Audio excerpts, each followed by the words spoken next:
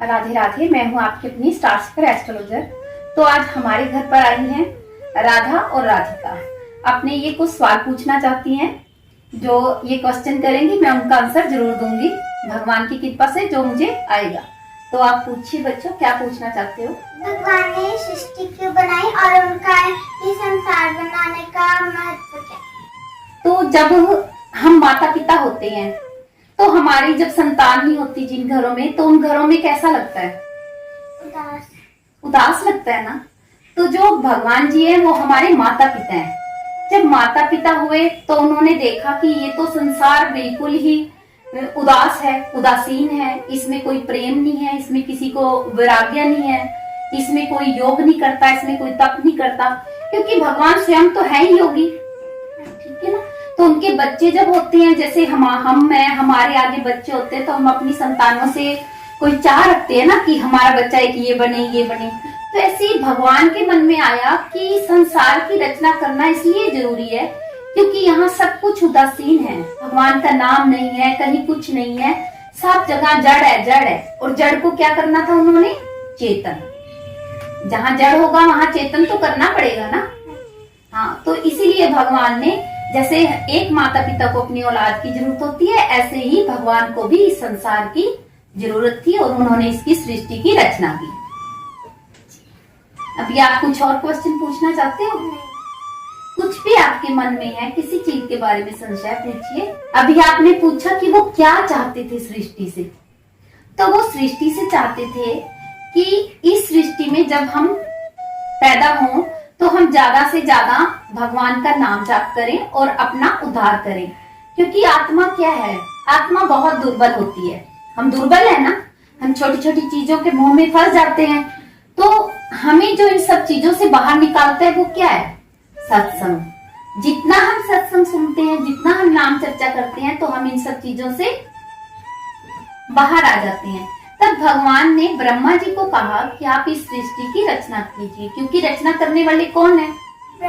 ब्रह्मा जी। क्योंकि वो हमारी रचना करते हैं, वो ही लिखते हैं हमारे कर्मों को, हम जो करके आए हैं उसके अनुसार हमारा आज का जीवन होता है। ठीक है। तो ब्रह्मा जी ने ही संसार की रचना की, किस लिए? क्योंकि उनके मन में आया कि सृष्टि की रचना करने से यहाँ की उदासीनता खत्म होगी, और जो भगवान शिव थे उनको संहार का काम दिया। और जहां अंत होता है वहीं से आरंभ होता है। अब कोई चीज का हमने अंत किया, आपकी सेकंड क्लास खत्म होगी तो आपका नेक्स्ट क्या चलेगा? Third class. तो ऐसे ही सृष्टि है, जहां से अंत होता है वहीं से आरंभ हो जाता है। तो कहा जाता है कि भगवान शिव हमें महाकाल है और वो काल को मतलब हम लोगों का संहार करने वाले हैं संसार का। लेकिन जब किसी के ऊपर विपत्ति आती है तो हम क्या करवाते हैं? भगवान शिव का महामृत्युंजय का जाप कराते हैं ना। तो वहीं से हमें क्या मिला? जीवन। तो अंत कहीं भी नहीं है, सब जगह पे आरंभ ही आरंभ है। ये जो सृष्टि है वो उत्पत्ति तीनों से हुई है, ओम अक्षर के अंदर से। ओम कौन है? भगवान ब्रह्मा, विष्णु और महेश। और उनकी शक्तियां हैं जो साथ में उनकी अर्धनारीश्वर शिव है, लक्ष्मी विष्णु भगवान की आदि शक्ति है, और जो ब्रह्माणी है वो ब्रह्मा जी की आदि शक्ति है।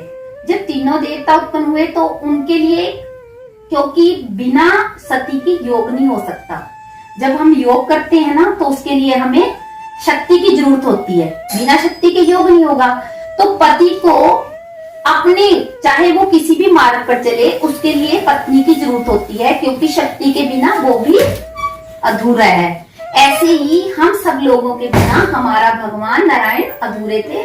उन्होंने इसीलिए इस जगत की रचना की ताकि वो हमारे से आनंद ले सके, जैसे हमारे माता पिता हमसे आनंद लेते हैं ना, हमारी छोटी छोटी चीजों से देख के आनंद लेते हैं।